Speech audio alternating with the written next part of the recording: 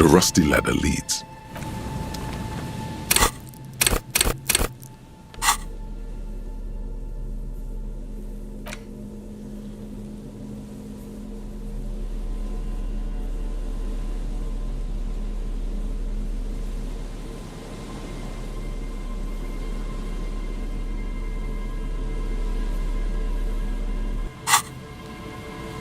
The rusty ladder leads to the rooftop. On second thought,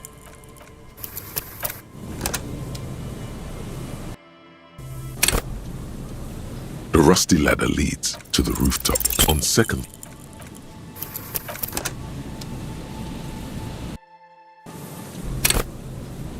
the rusty ladder leads to the rooftop. On second thought,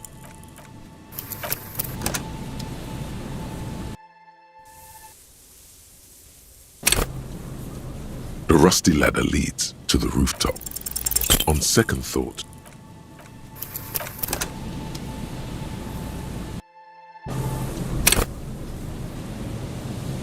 the rusty ladder leads to the rooftop. On second,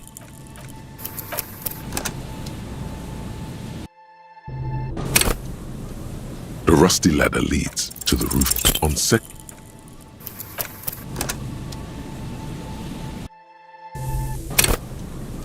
the rusty ladder leads to the roof. On second,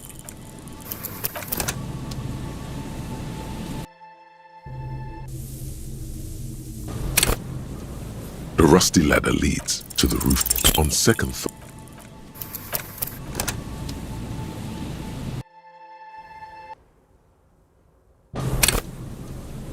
the rusty ladder leads to the rooftop. On second,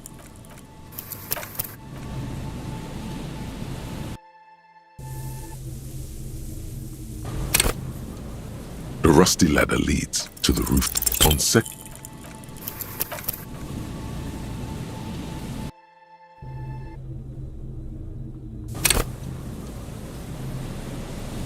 the rusty ladder leads to the rooftop. On second,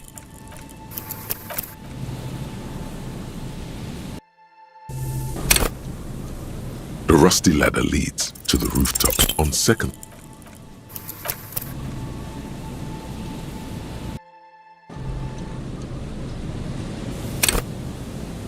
the rusty ladder leads to the roof. On second,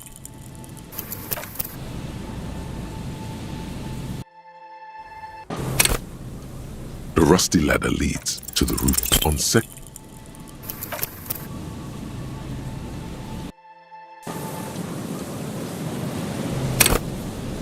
the rusty ladder leads to the roof. On second,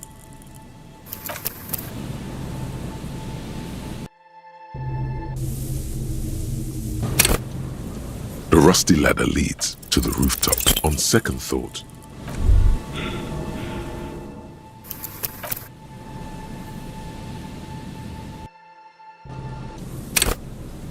the rusty ladder leads to the rooftop.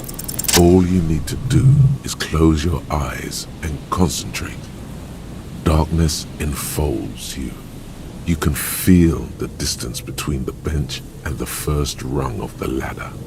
All you need to is zoot, zap, pow, crinkle. It's like magic. You feel yourself disappear, your atoms fading out of existence. Okay, well, that's impressive, but... Bam! You find yourself on the roof, having mastered the art of physical displacement. I just saw you climb the ladder. You just climbed it like a regular person. The wind at the top of the building starts howling loudly, blowing away the lieutenant's voice. Faintly you hear, Never mind! Find a way to let me in when you get inside. Don't go adventuring with a backup, especially if we think the suspect may be hiding here.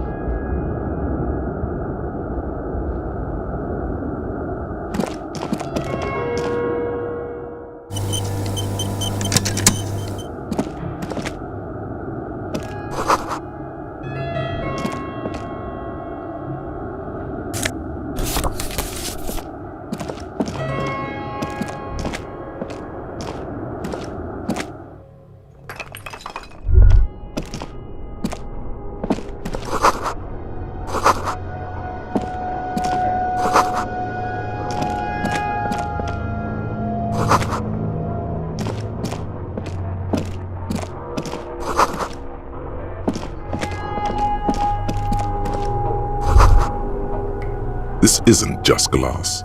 These are old computation components. Yes, filament memories. From the time when wires were cast in glass, slides with an inlaid nervous system.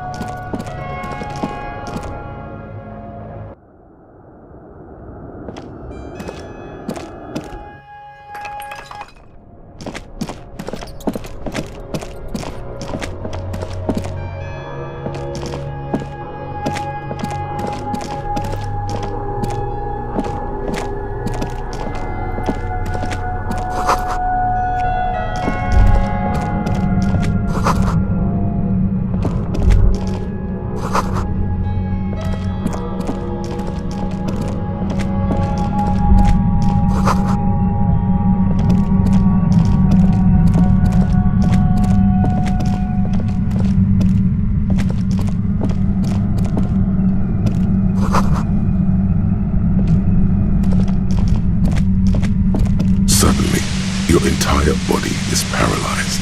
Aggressive white noise fills your skull. A strange pain like you've never felt before. The static overcomes you. The darkness takes over as you feel yourself slipping into an unknown new state.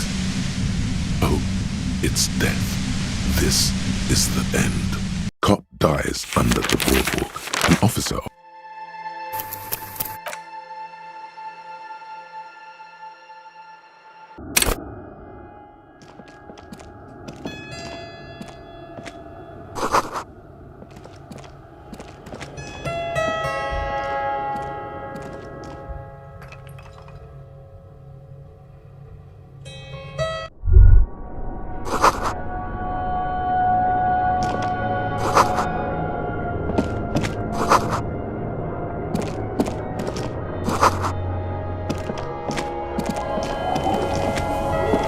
two rusty metal plates that slide apart.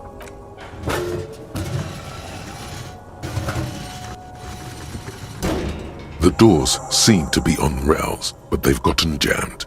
You grab a side and put some strength into prying it open. With the help of your partner, the two metal panels slide open with a creak. Huh. I hope no one dangerous heard that. After you climbed up to the roof, you mean? There's a maintenance entrance under the boardwalk. It's next to a drain pipe, possibly a storm drain. It was easy to miss before.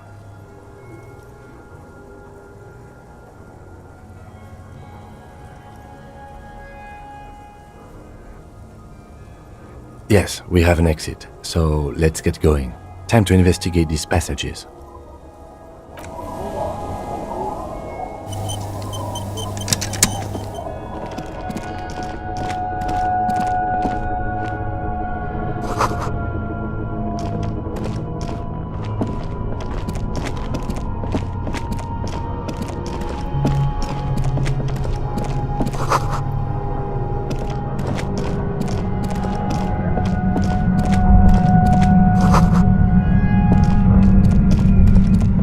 Feel something, like a swarm of hornets buzzing under your scalp. A strange tingling you can almost smell. No, what do you mean? I don't feel it, but we should. Looks like our suspect. If she's in here, we need to plan our next step carefully. Once we detain a credible suspect, who knows what the Union and the Wild Pines will do? We'll set in motion events we have no control over. You will upset the balance of power in Martinez. The deadlock between the company and the Union will destabilize. Well, we are not responsible for what we can't predict, are we? I don't think the entire city will be razed to the ground. If you can't predict it, there's nothing you could have done.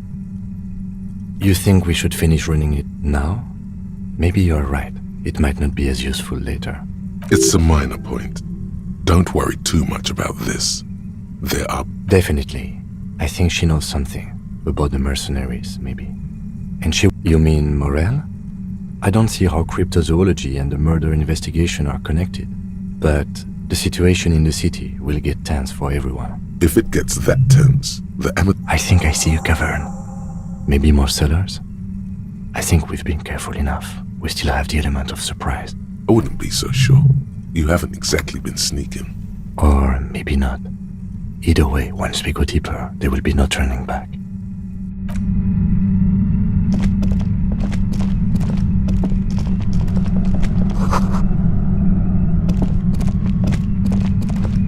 Suddenly, your entire body is It's like a... I know you're feeling pretty uncomfortable right now.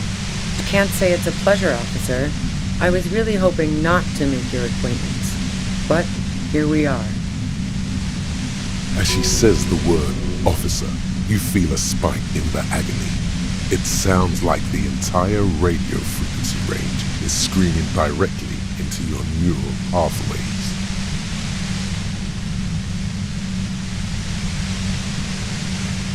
No, buddy, that's not going to help. You can't shield yourself from this. It's an entirely new type of experience. I'm using a pale latitude compressor. You and your partner have been caught in its field.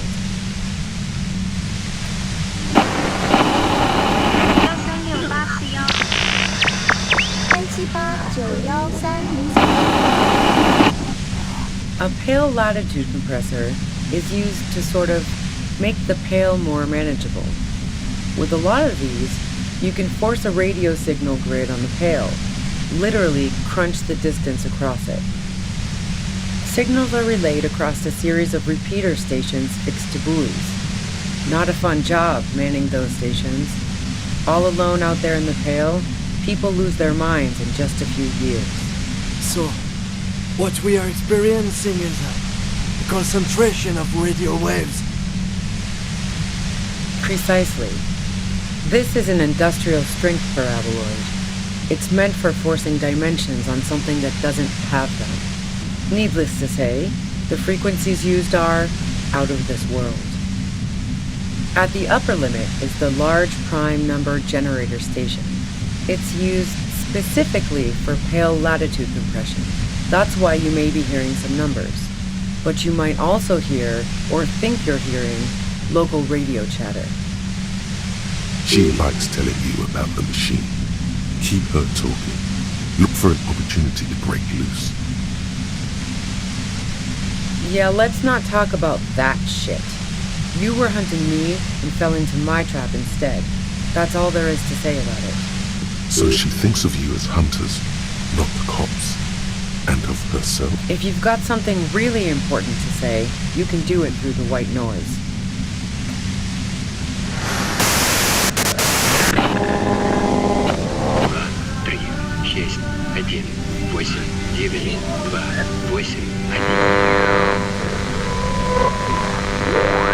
You're looking for a deal with my mattress. Free at Ember.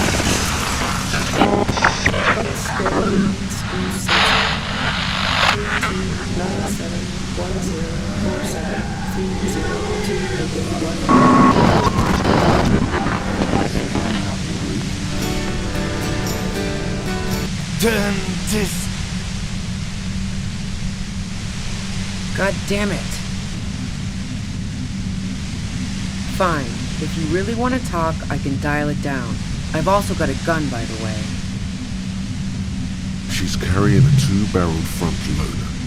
Remain careful. Well, it doesn't feel much better, but you can form sentences now. Thinking doesn't seem to hurt as much. There's only 3 meters between you and the machine. If you keep her distracted for long enough, maybe. Be careful when you make your move. That'll be it for questions. Bide your time.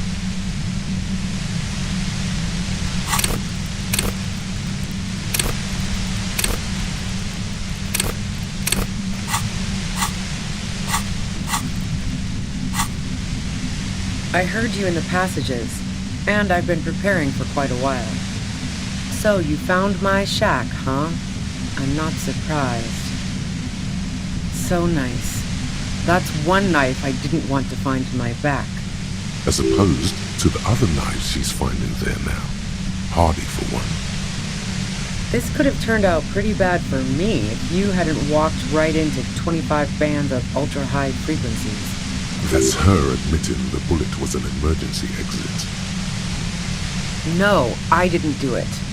I only helped stage the lynching, though I doubt that makes much of a difference to you.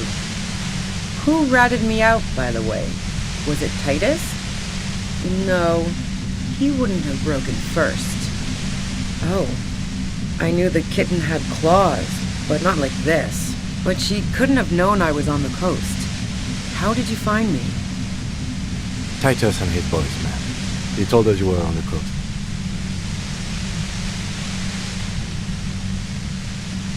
Well, fuck.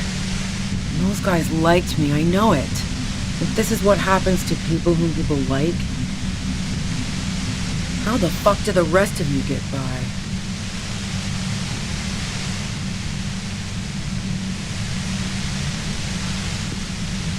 Like what? I already told you I didn't do it. A strong moral compass. She still wants the opportunity to make a case for herself. Man, I was with the boys the whole night. I hope they at least bothered to impress that upon you. Yeah, and I'm sure they also made some funny remarks about it. They always do. I've driven a lot of long haul and chugged a lot of beer, man. Can't do either without some power of mind over bladder. And anyway, that wouldn't have been enough time. No one takes a 15-minute leak. Look, fuck you, man. I might also have stopped by the bar. She speaketh truth. I considered her a good friend, yeah. What the hell, man? Yeah, why not? I've gotten worse. Her hand slipped from the dial of the compressor for a moment, almost turning it down. Then Go ahead. It's your body. Yeah? Where?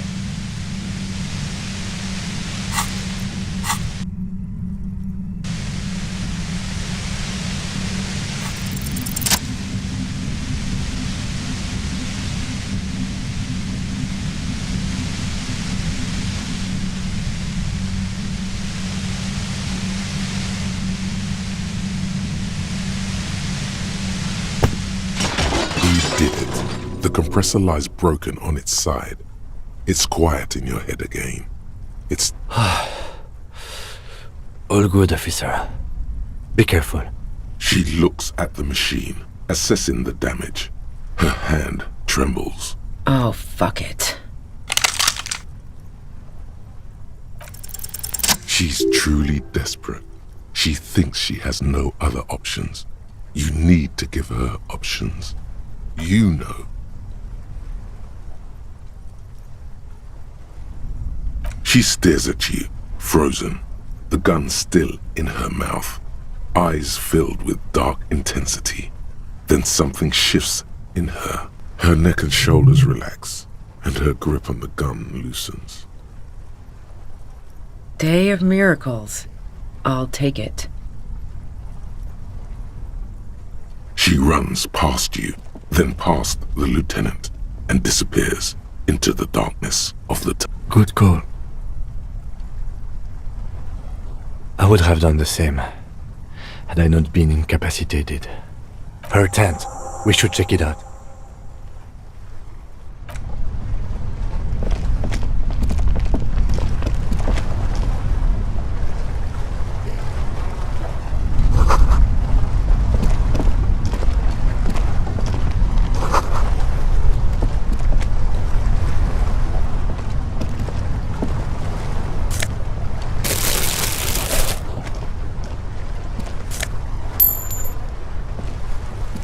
plain red tent. The tent looks old, but well maintained.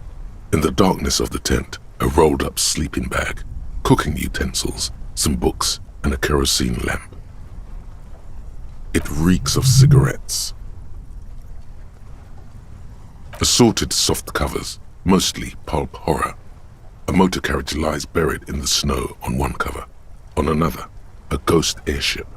You also see a collection of radio enthusiast magazines. See anything? Rager Monthly, Journal of Material Science. More Technological Digest. One of the magazines doesn't have images on the cover. It's not a magazine, it's a leather notebook. You pocket the worn brown leather journal. We should read this immediately, like right now.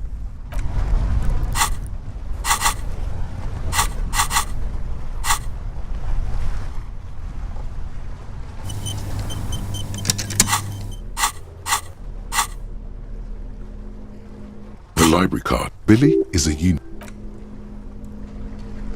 thick journal. It's made of full-grain leather. The lower left corner of the back cover sports an embossed brand name. Schneller. Schneller is a stationery brand from Gottwald, beloved among architects and engineers. She's got good taste and must have taken whatever she recorded here seriously. The journal falls open. About 2/3 of its ruled pages have been filled. The large cursive of someone who writes quickly and confidently. Perhaps too confidently. Many phrases and even paragraphs have been crossed out, with tiny corrections scrawled above and in the margins. It's a mix of logistical notes, diagrams, and personal reflections, all dated. It's good she left in a hurry. We could learn a lot from this.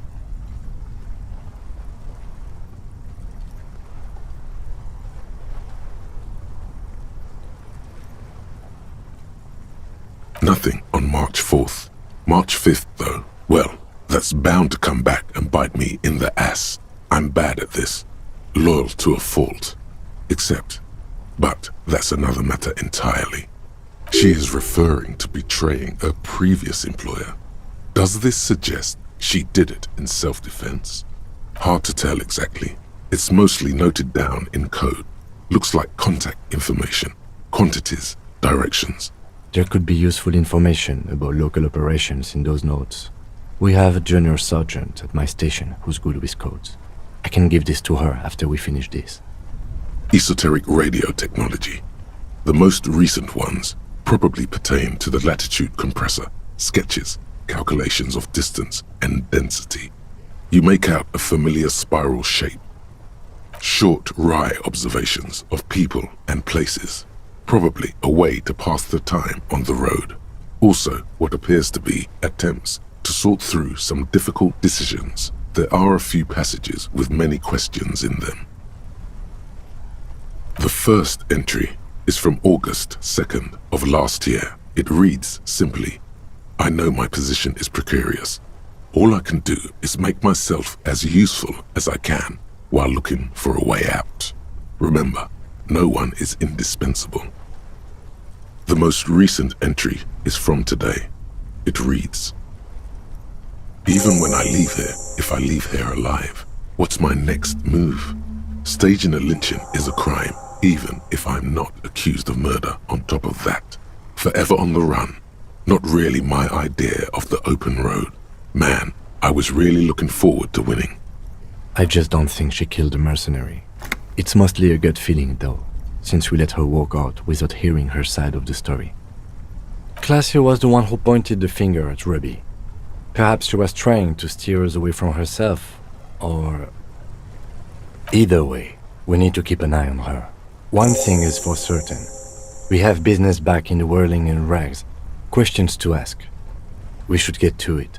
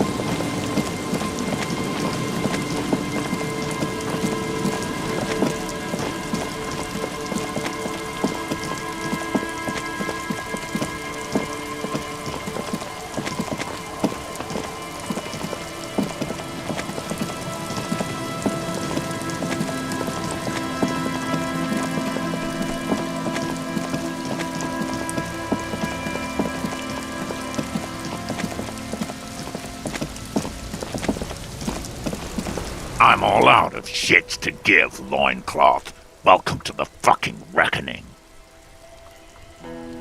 Put your damn gun down. People are gonna get hurt. We need to talk this through. All right? Shut up. You're not gonna talk yourself out of this, loincloth shit fuck. This is the scab leader. His chest rises and falls under the ceramic breastplate. His fingers reach for the butt of his sidearm. Shh. This is a misunderstanding. Nothing irreversible has happened yet. You can just return to your unit and forget all about this. The Kypt is merciful, willing to spare us if we just forget about our murdered and humiliated commander. I think we should just kill everyone, Courty. You are all drunk. Come to your senses. You won't gun down 7 people in the middle of the street. This isn't a frontier town or a jungle outpost. Easy, Lizzie. Let me handle it. I know guys like this. I'm sure we can come to a peaceful agreement. Ain't that right, fellas? Peaceful. Nest in your abdominal cavity like a little wild mouse. The masked man's words are barely intelligible, but you can hear them. Fuck. There are 3 of them. I was hoping there would be less. This third one, he is the most dangerous of them all, heavily armed. My plan is not to get killed, but we have to intervene. If this turns into a firefight, we should take him out first. A sound strategy. He's the leader. No, we have to step in. This is not going to end well if we don't. Get lost, comedian. You cops had your chance. Now it's fucking time for some justice. Pig fuck! Oh, people are gonna die today. We're not leaving it like this. These tribals hung him up for everyone to see. No one is going to kill anyone. Let's just put the guns down and talk like civilized human beings. She doesn't seem to understand the severity of the situation. With a wordless gurgle, the killer loads his long rifle. The leader gives a small nod to the helmeted man.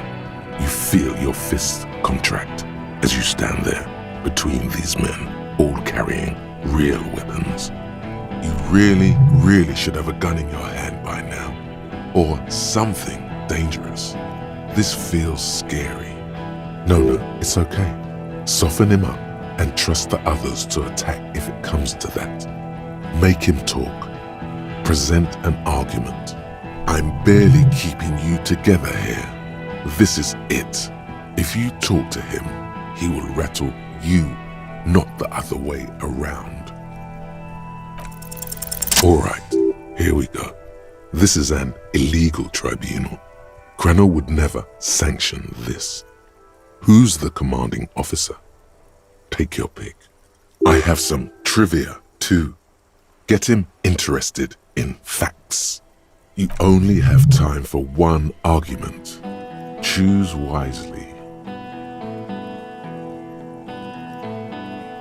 Pops, you have no idea about the rights Crenell extends to us. If I fuck and kill you, hang you to that streetlight by your shit pipes, then that's called a necessary display of force. No one's going to give a shit about dead loincloths. That's reality. Okay, it's not much, but he's thinking about something else, and his hand is off the gun. This did something. Easy now. Tell them these men didn't do it. There's a peaceful way out. Yeah? Who did then? How fucking convenient. His fingers are twitching. That's a draw reflex. He's about to draw.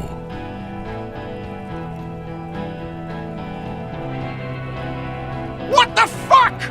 What are you doing? You think I'm fucking stupid, cop? What if I just shot one of your pals here, right now? Go ahead.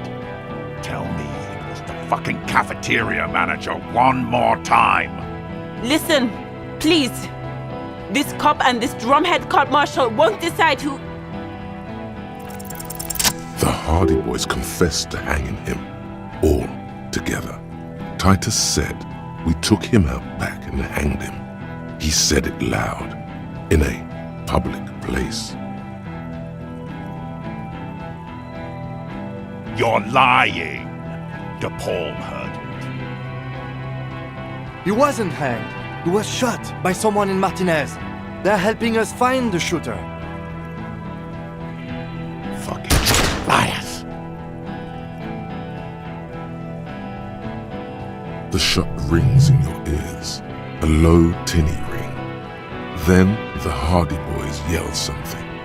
The young woman stands and looks behind her. The shot has flown over her head, crashing a small pane of the glass window behind her. I missed.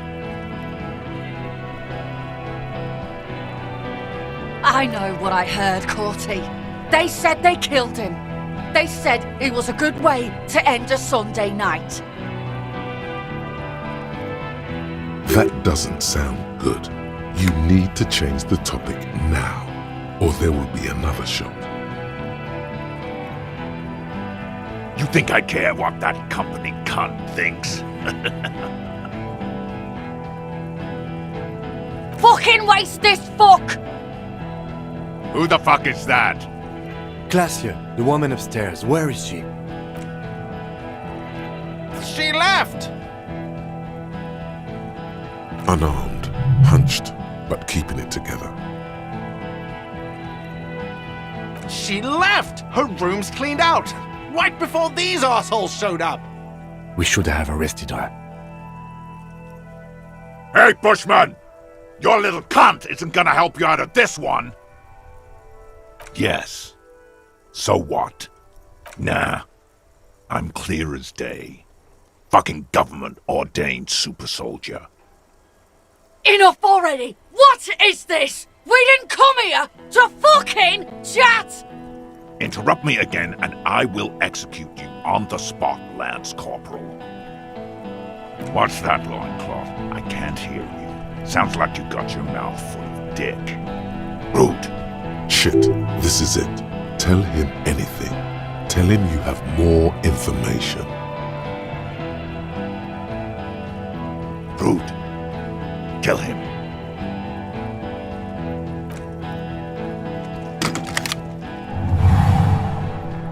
The porcelain man raises his rifle and takes aim at you.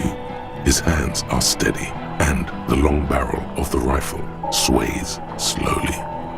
An Easter AR-FA-7, built for taking out light armored vehicles.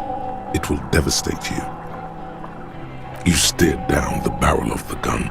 You see Rude's mask behind it, his eyes in the slit of the helmet, like a camera lens, focusing on you. 0.6 seconds remain. There are 6 little black dots in the tip of the thick barrel, like a honeycomb. This is a knock cannon. It shoots 6 rounds in one pull of the trigger. Is there anything we could use to protect this frail body? That gun will tear us to pieces. He's drunk. Drunk fighters overcorrect. Move right, he aims further right. Get him to overshoot. From the corner of your eye, you see the lieutenant raise his pistol and aim it at Rude. He's trying to find a straight line of sight before the rifleman can take you out. It's not easy. He has 0.4 seconds to do so. He won't make it. You're on your own. You leap left. A swarm of enemy men passes mere millimeters from your side, tearing fabric off your coat.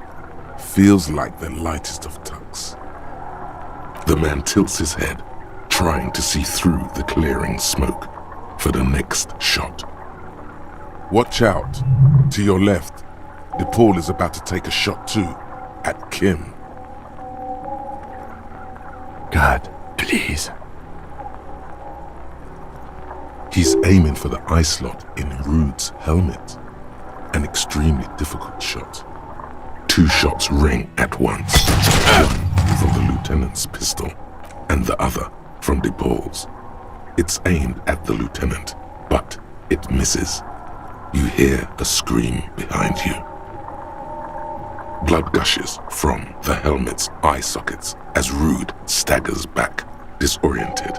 The sounds coming from his helmet are not human. An unbelievable shot from the lieutenant. Glenn, dying in a puddle of blood behind you. His mangled torso has 2 gunshot wounds. Blood gushes out of them like red geysers. You see 2 cold eyes looking at you through all the smoke and panic, and a pistol raised, aiming at your chest, point blank. Then the man squeezes the trigger. A look of happiness. His eyes seem unnaturally bright, shining like stars. Something in the fear must distort him somehow. He is evil, and the end. Here it comes. Death.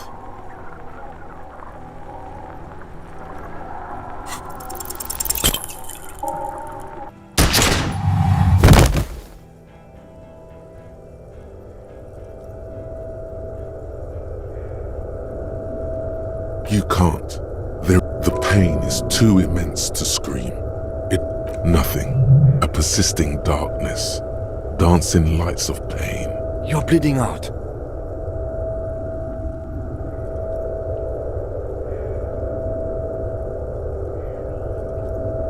Stay with me. You hear me? Stay awake. Look at me. But you can't. It's so hard. A shadow towering. Someone stands there, raising his pistol at him. The lieutenant does not see it. Scream immediately. He's gonna die. No, you scream. Behind you, from your bloody lips. Your eyes are full of fear. There is no room for hesitation. The lieutenant turns around and fires, his body falling on yours in the course of the motion. You hear a roar of pain, a death scream. The sound disappears like someone pressed stop on the tape. The hulking figure too is gone, and so is Kim, and the whole world. This is death. One more door, baby. One more door. The fight? There is no fight. The fight is over. It was lost 1,000 years ago. You have laid here forever. Keep falling deeper. Take the door. He's not taking it. His body is not taking it. Oh God, no. He's not disintegrating. He's swelling up instead. Over the hours, hurting, moaning in his sleep. And rotting, and being disinfected, and smelling of drugs, and feeling saliva in his mouth. Drifting in painkillers, thrashing in his wound sleep.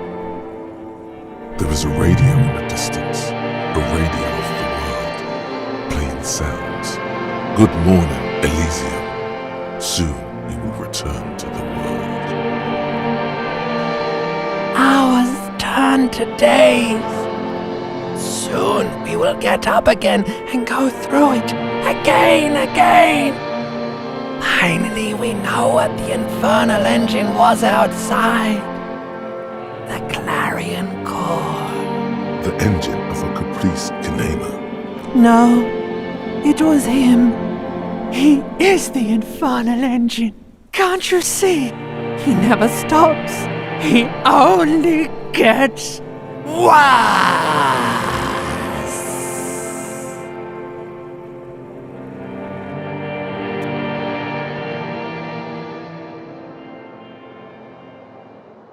You see the lieutenant's familiar shape in the orange jacket. It turns double, then triple, from the pain.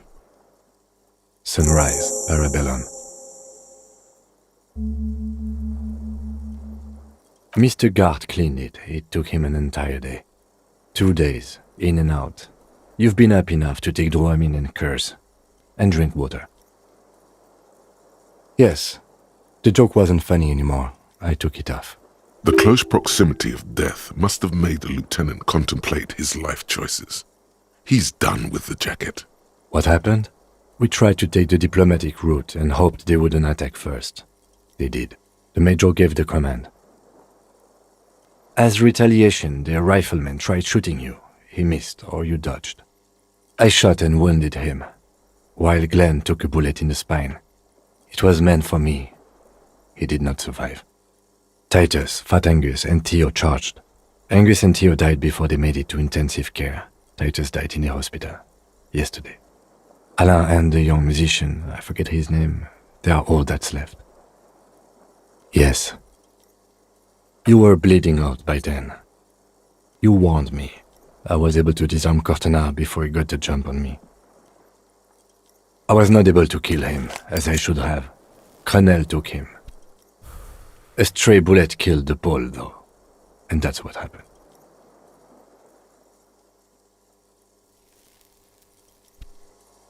He's in a private hospital across the river. Crenel claimed him from the local butcher shop where Titus died. Turns out he's insured. We won't get to him anymore. The good news is he's not coming here either. I did some damage. 5. Glenn, Theo, Shanky, Angus, the fat one. He took a lot of bullets. And Titus. All.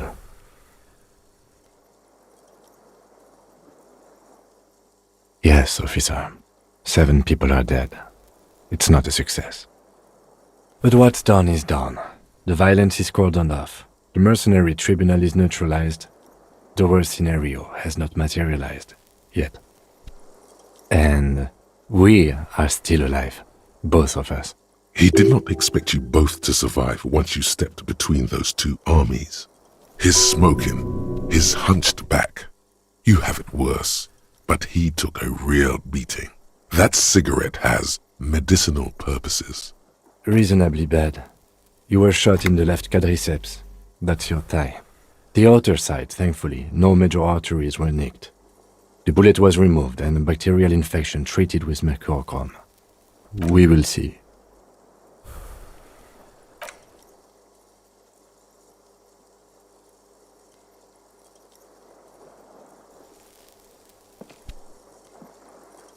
Easy now. How are you? He nods. I honestly don't know. We can't talk to Everhart. The harbor is in lockdown. Everyone in there is outside our grasp now. Joyce has left too.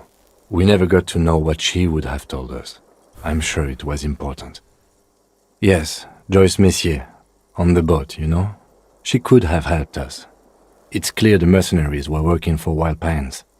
At least partially. It's a little late to elicit her support now. Ruby's gone, and Class here too. We really should have arrested her, you know? I don't know. I think the theory you presented, it's someone else outside our circle of suspects, was right. It better be. Everyone within the circle is either dead or gone. Honestly, I think our investigation has not produced a single credible suspect. He arches his brow. The ceiling fan patiently spins overhead. It really is very hard. No. Are you ready to limp? Good. Where do you want to limp to? A gust of wind blows in from the bay. The duraluminum box around you vibrates imperceptibly. A familiar cold, a red thread on the roof upstairs. Why not? Another look at the window, perhaps? The one he was shot through. I don't know. I can't think of anything better.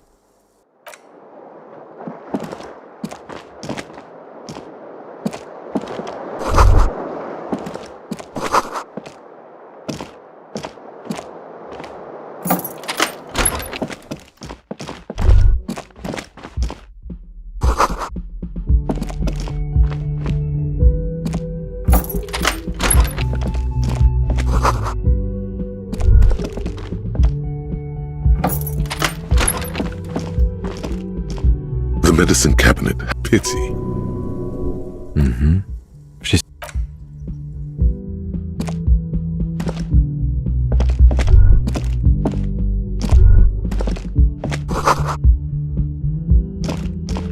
Next to the stack of... I'm sorry. I fucked everyone over. P.S. I didn't kill him. P.P.S.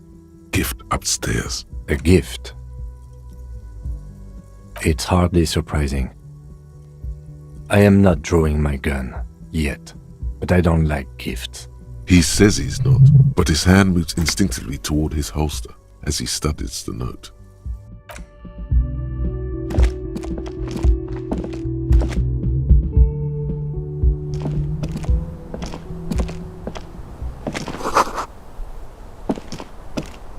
You see the same two neon-lit shapes.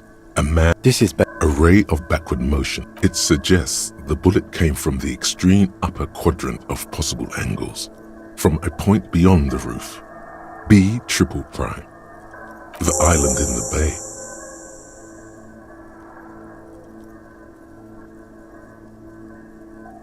bay. Unless she thinks the perpetrator was standing on the ring antenna. That is where the thread seems to point. I remember. So it is. For a second he seems tired.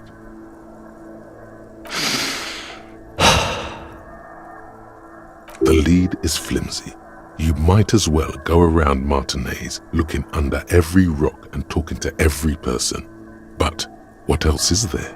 Of course. I mean, how do we get there? Joyce Messier had a sloop, but she's gone. Yes, but it'll take them days to give it to us. We could ask around in the fishing village.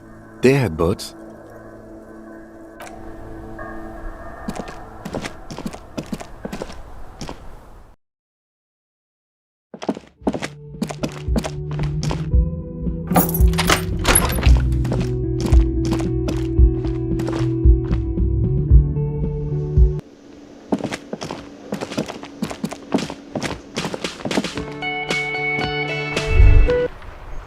All around you, rain falls on the great city of Revachol.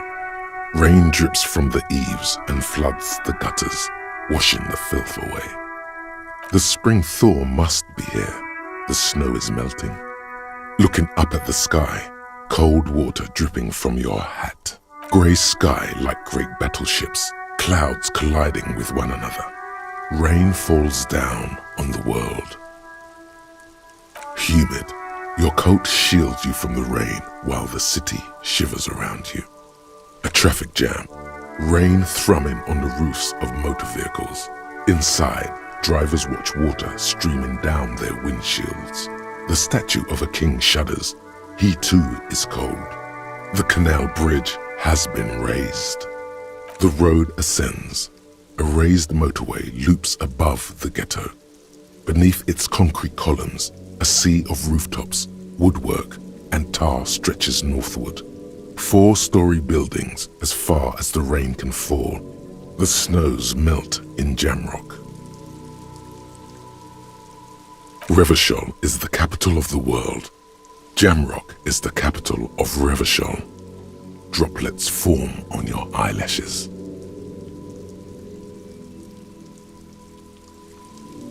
In the rain-swept distance, above the rooftops of Jamrock, a repurposed silk mill stands perched above the motorway exit. Precinct 41 hunches in the rain. Your vision blurs. You wipe your face with your hand. The rain stings your eyes, making you look up and blink. Sheets of rain over the water. a flight of stairs leading into the ocean. Wave after wave washing the coast of Martinez, with its motorboats and gently swaying reeds. The ruins of a half-sunken sea fort crumble on an inlet beyond the Bay of Revachol. Ghosts rise into the sky.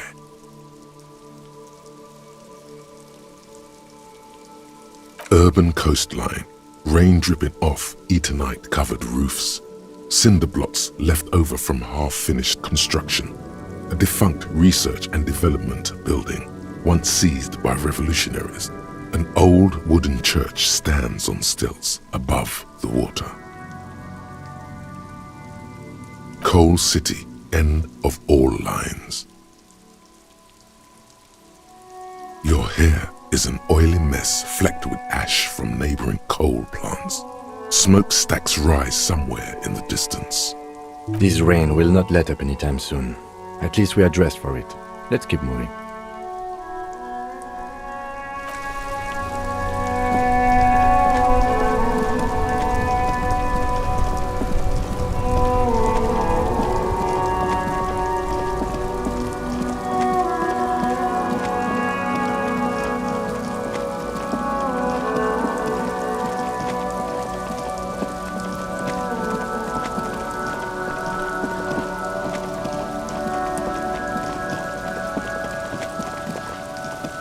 There's a trap in the reeds at your feet. Locusts are crawling. Big surprise. Anyway, I meant no offense.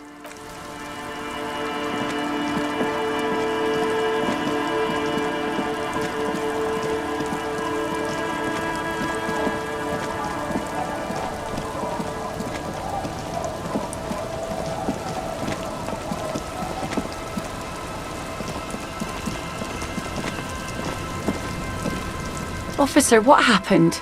You're limping. What? Is this from the shooting in town? We heard gunshots. Not that we don't hear gunshots all the time, but they were closer than usual. There was an exchange of fire on Rue de Saint-Guylaine. It's nothing to be worried about, madame. You didn't only get shot. Of course. Can I help you with something? That won't be a problem. It's wind still and the tar just dried. We've got 2 days of relative sunshine ahead. If you promise to bring it back, and no scraping the hull, I just got it nice and yellow, and no drinking on the boat, and no joyriding either. Of course, ma'am. It's only for a day or two. Official police business. Aye. The crow's feet disappear from the corners of her eyes as she smiles at you. Please be conservative with the fuel, will you? Just filled her up, but it's a small tank.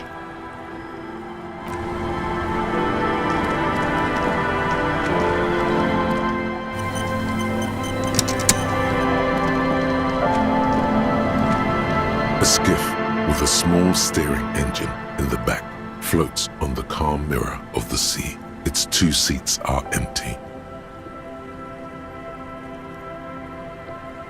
Have you made all the necessary preparations? Closed all your accounts? Remember what the net picker said. It's a small tank. You won't be going back and forth on this.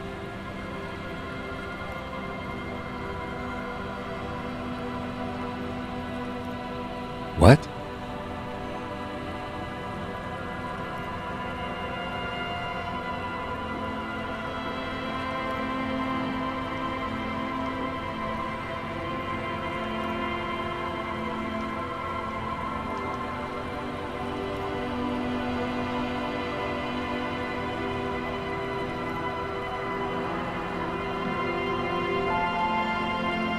Fine, why not?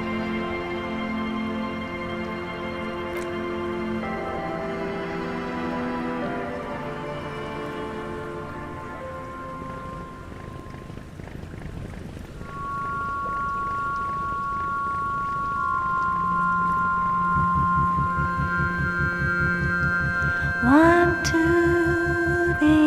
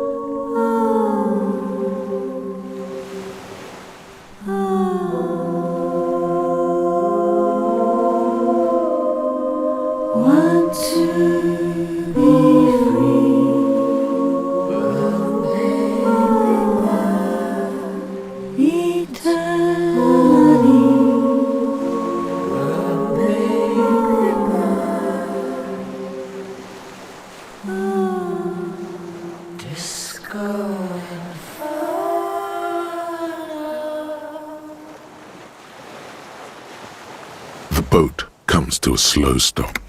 The lieutenant turns the engine off. Then there's silence. In the silence, a sputter of wings. A flock of quails takes off in the distance. Let's go.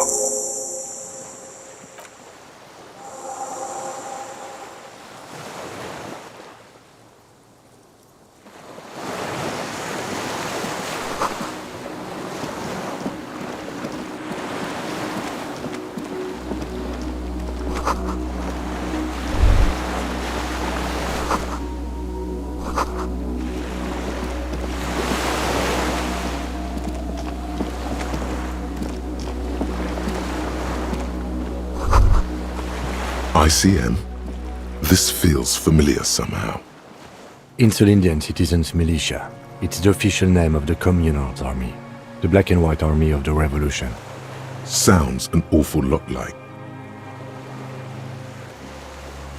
No, an upside-down star. With its horns in the sky, the symbol of the commune.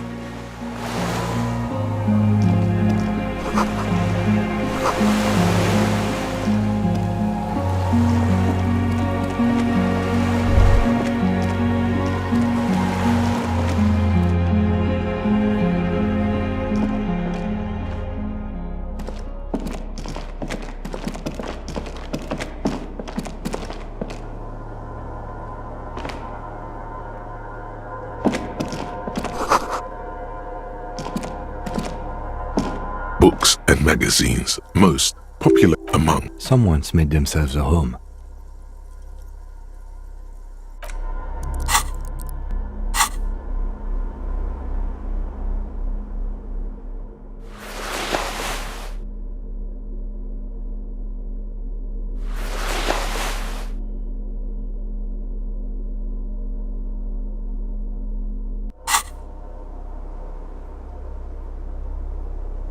Soft covers, serialized, fantastique, and detect. Not that you can tell.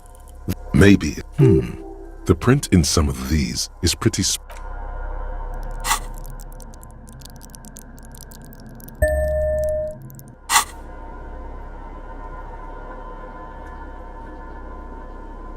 Soft covers, serialized, fantastique. Oh yes. Ooh, yeah. You're in. Wasn't there some in the communist students' room? Well, yeah. The little books seem inconsequential. Whoever has lived here, they have some education and. Interesting.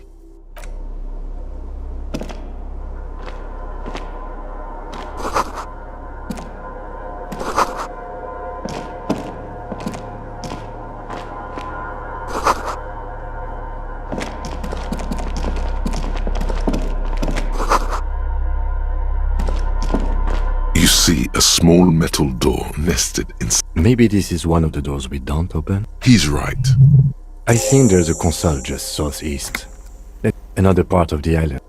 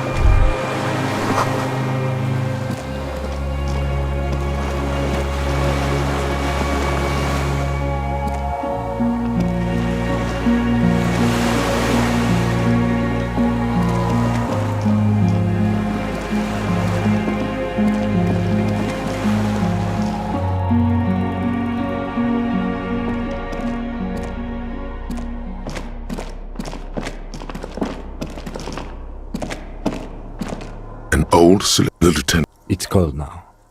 The lieutenant assists. There's a red start. The recoil start wakes the old generator up. The machine sputtered. That should do it. The tank is far from full, but there should be enough inside to keep it going for it. Downstairs, somewhere?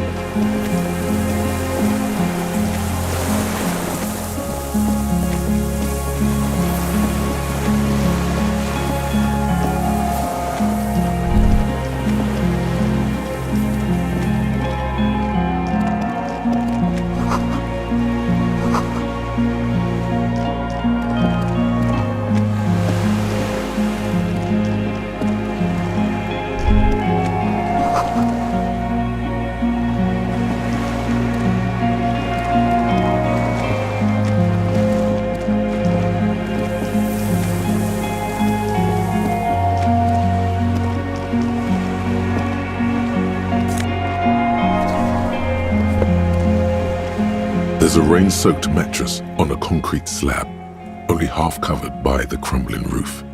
At the head of it, double embrasures, firing slits like two eyes in the wall. B triple prime.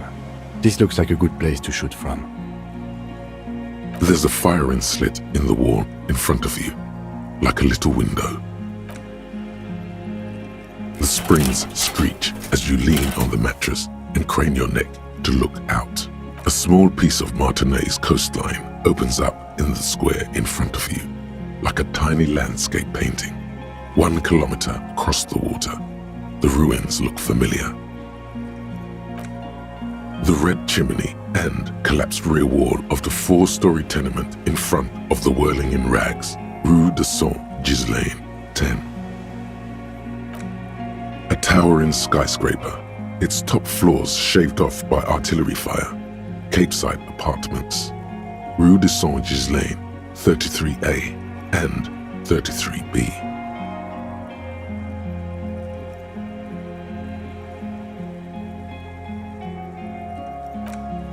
The box-shaped silhouette of the Whirling in Rags.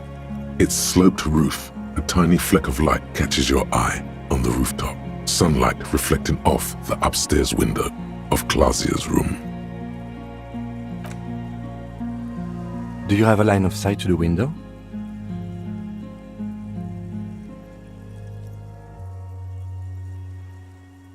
I can see it, through the scope of a rifle. The shooter would be prone, lying on the mattress, barrel resting on the embrasure.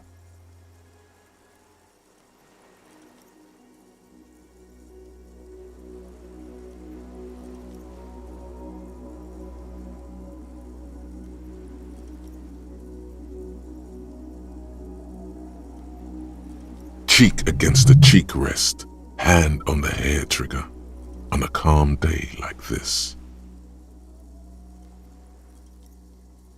Good. I think we have it, Detective. the origin of the shot.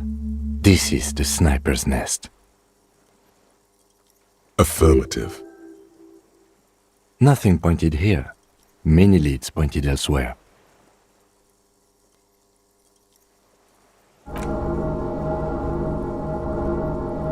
Don't beat yourself up, officer. We did not put guns in their hands or get them drunk. We will make up for it. Here, I feel it.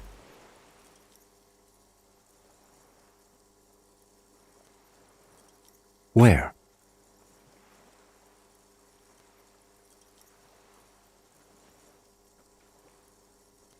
He does not answer, just nods. With his back hunched, he looks around once more and says,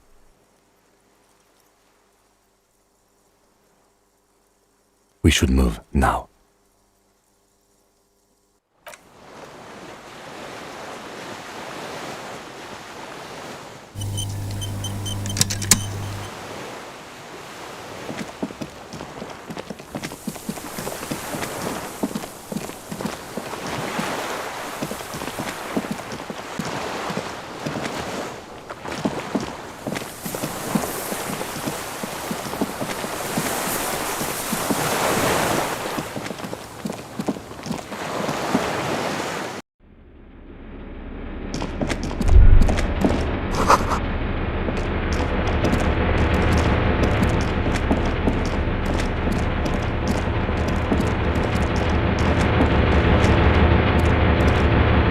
This old cylindrical jet, the lieutenant assists you, holding the canister up to the fuel tank as you tilt. Dark brown, viscous fluid pours out, and the room fills with a chemical smell. There's a red starter switch on the side of the cylinder and a start rope on the other side. The lieutenant flicks the switch. The recoil start wakes the old generator up. The machine sputters like an old warhorse before settling down to a rattle. That should do it.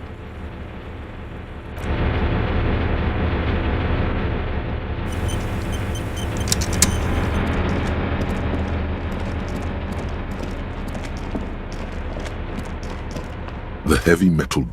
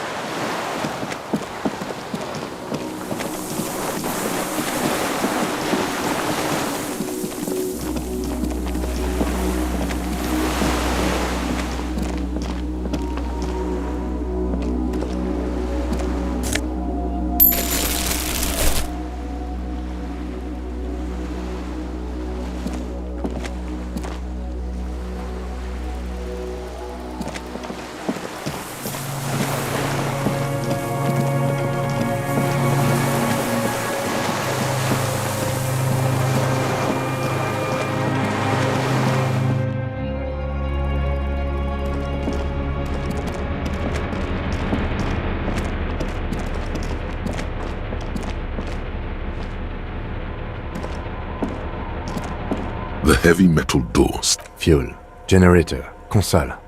That's our best chance. That there could open it now that the power's on.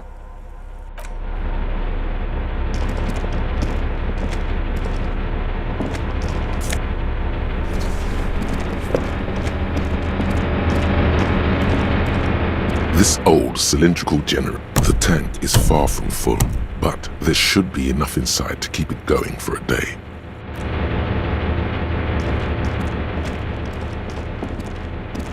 There's a greasy... Someone has been squatting here. The linen is fresh. You know, officer. Yes, any...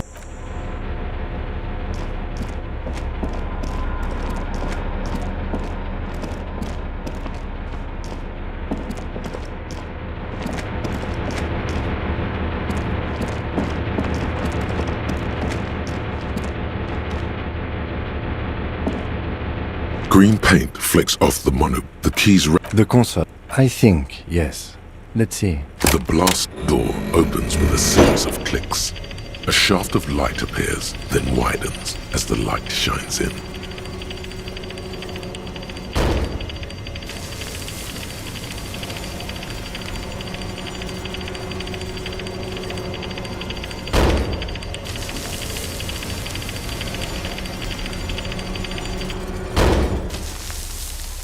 After you.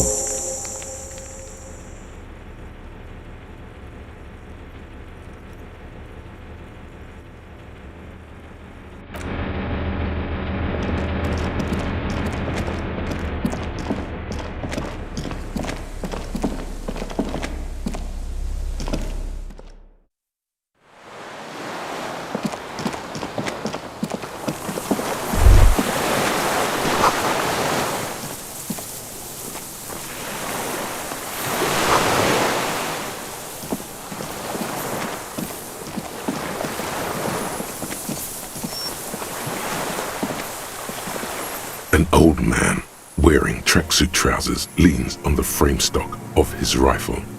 He gathers a big ball of spit in his mouth, then spits it out into the extinguished fire before him. He raises his black eyes, hooded by creased eyelids, to meet yours. Unclouded by cataracts, his eyesight is sharp.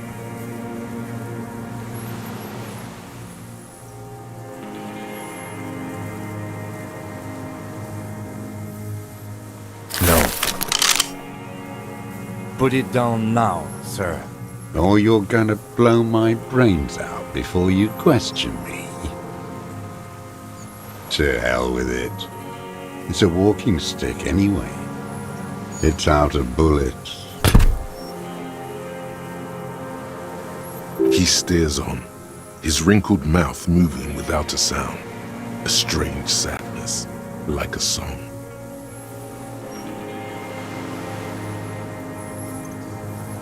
The future teaches you to be alone. The present. The present to be afraid and cold. Real music.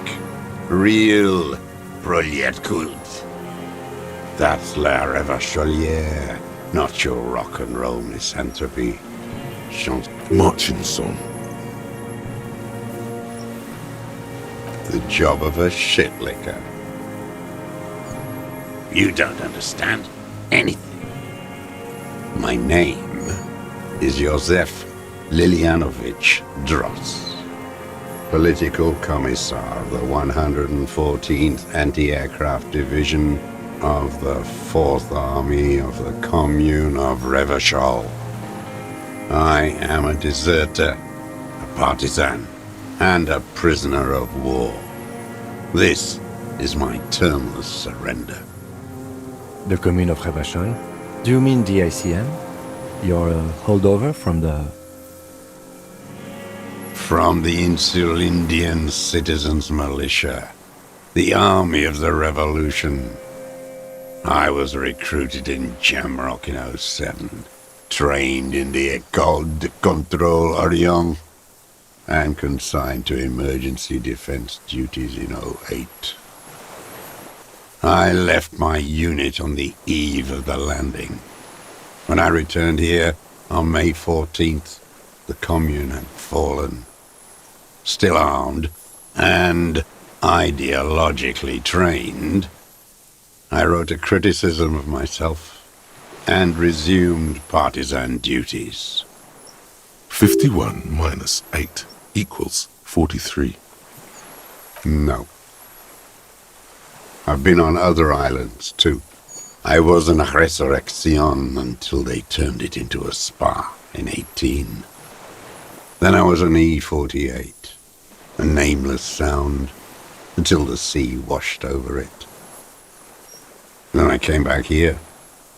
That was 22 years ago. How does anyone survive? I steal. Now hold on there. Supplies, vegetables. I collect rainwater. It's the life of a dog, not a human being.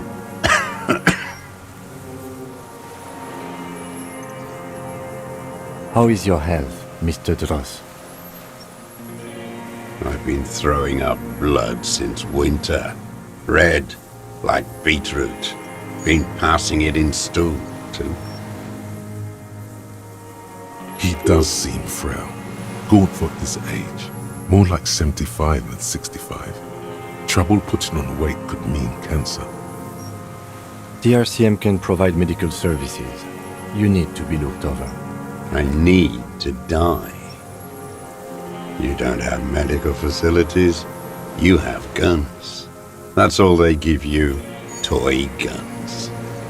He looks at you, his face parched from the sun and the wind. There's a wince of pain in there somewhere. You're with the RCM, the coalition-appointed mob that enforces bourgeois morals in Revachol. The murderers. You're the RCM.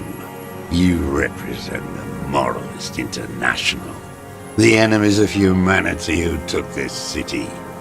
I represent their adversary, le Parti Communiste Insolente. Take me to them as a prisoner of war. I have relinquished my weapon. I can no longer serve. No superiors can relieve me of my duty. You bulldoze them all to a mass grave for trying to free humanity. A spray of blood from his mouth on the black charcoal in the fire pit. Rene, the royalist on the coast, said, Liberal reactionaries signed that instrument. Traitors who should have been burned alive. I answer to the Communist Party. Is that part of why you've been here all this time? Because the party didn't surrender? He just wipes the blood from his chin. Honor is a feudal atavism. My motive is class. No, I am not a soldier. I am an ideological officer. I belong to the party, not the army.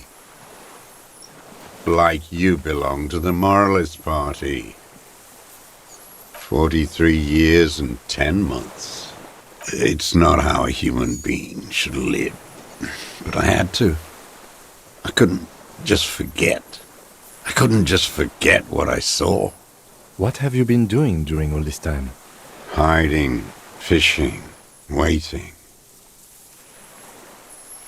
Where it's morning, on Rue de Saint-Gislain, people are walking. The gas streetlights have already been switched off. Further inland, in Jamrock, the streets come alive with workers. Men, women, children rushing. Muddy avenue after muddy avenue. The temperature is rising. Alto cumulus clouds form above Precinct 41. Always waiting. For her to return. Her who? Girl child. Revolution. No. This is a vulgar criticism. The material base for an uprising has eroded. The working class has betrayed mankind and themselves. The historic opportunity for a revolution has passed.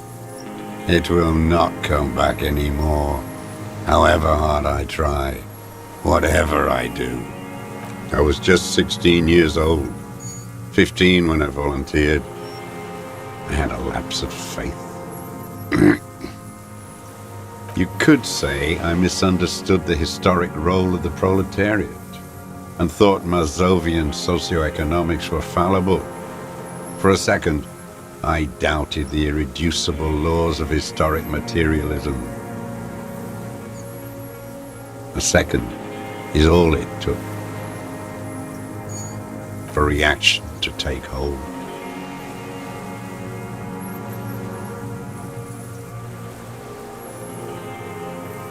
May the 13th, 08, 44 years ago.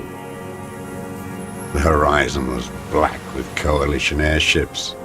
Their petroleum rose to the sky and it looked like it formed the clouds, storm clouds. When they started shelling, it was dark magic. It's not enough. It's not an island, Dwat. It's a defensive fortification of the commune of Revachol. and I am its last surviving defender. The congenitally deformed King Philip II built it to restrict access to the Bay of Revachol. We captured it in '02, retrofitted the fort with an AA gun to defend against an airborne landing, against the whole world. Coalition military called it Operation Deathblow. I later found out on the radio they called it Deathblow. You're one of them. Tell me, who speaks like that? We had 50 million people on Caillou alone. Sure you are. You're RCM. Answer me. Who calls an operation against 50 million people Deathblow? Iblis.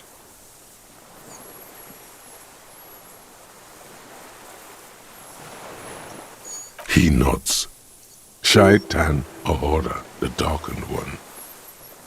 There's nothing serious in this world. It's a farce. I ain't got...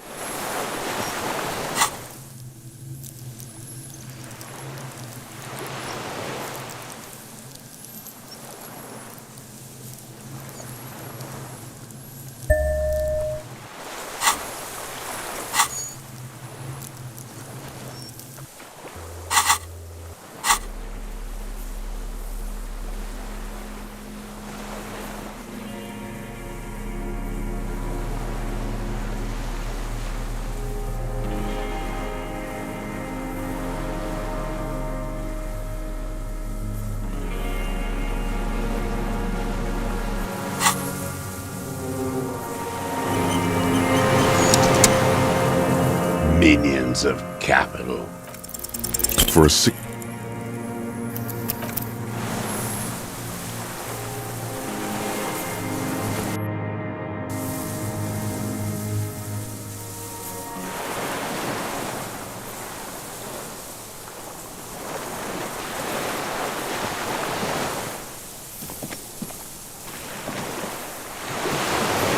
Minions of capital. For a 6...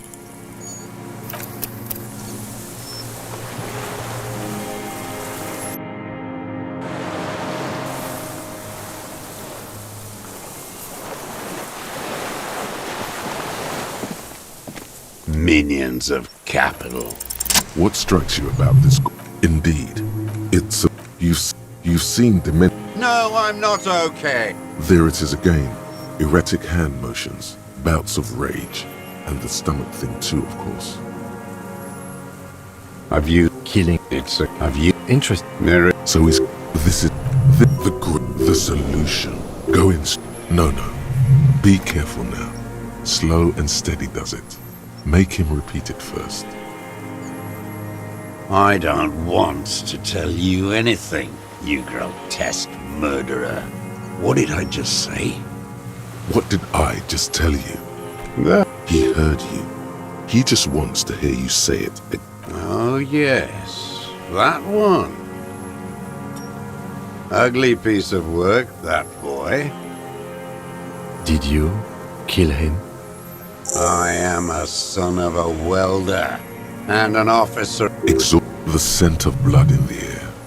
But what else? There was something you can't remember.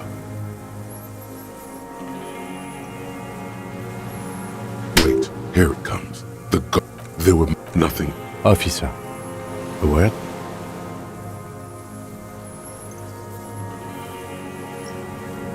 Almost where? No, come on. A word. Let's go.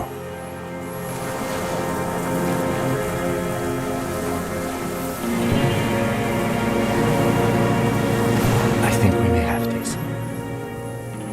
From nothing to this in a day. This is good. We just need a confession first, and then maybe a solid motive later. Yes, good going. That should be our first priority. Remember. Minions of capital. What do you want? Petty bourgeois. A drop of blood in the saliva. That's right. Pile it all on him now. 3 should do it. I saw you poking around there, looking for evidence. You had direct visibility. There are embrasures in the concrete, specifically meant for... You've been here a long time, Mr. Dras. Too long. You clearly need medical aid. I'm ready to die. He's practically admitting to it. Dead fascists for fascists. Done his part. Because it's a sniper's nest, you stupid fuck. I saw you had that. You've been here. I'm ready. He's practically admitting to it. Dead. You're sad for your fascia brother, aren't you? One twig got broken. Now the others are sad.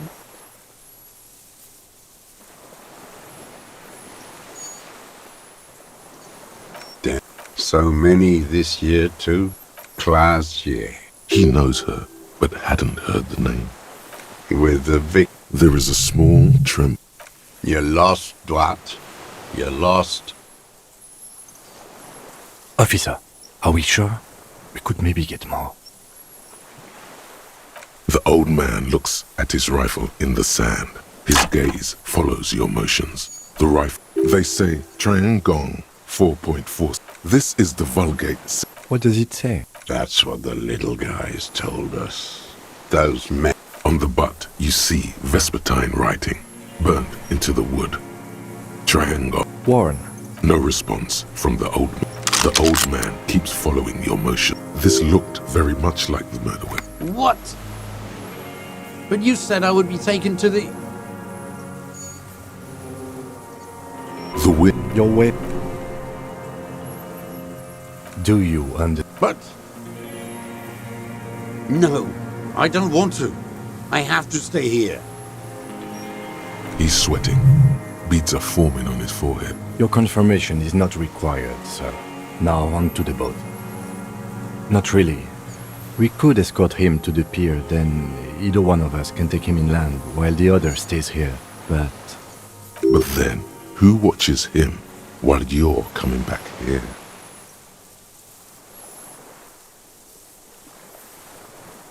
This is a problem. Who watches over him while I come back for you? What is this farce? This is a fucking farce. I can't. Lillian. You could ask her, maybe. This is no harmless old man. This fucking world.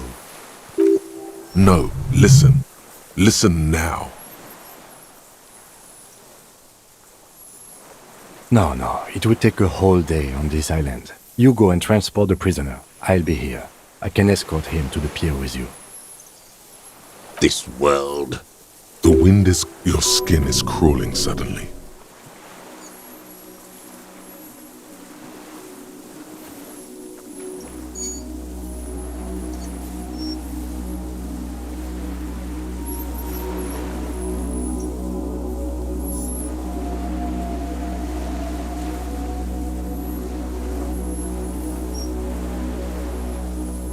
A delicate tangle of arms and legs. What are you talking about? There's nothing there.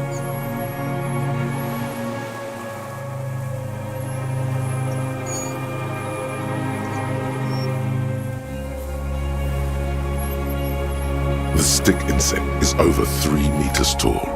It looks straight at you with its tiny pinprick eyes and its grotesquely small head. You feel your legs shaking under you and your gun hand move to your holster, but you don't have a gun.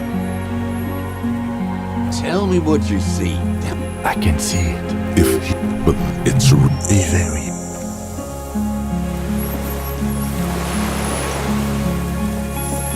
The reed-like tufts stick out of its joints.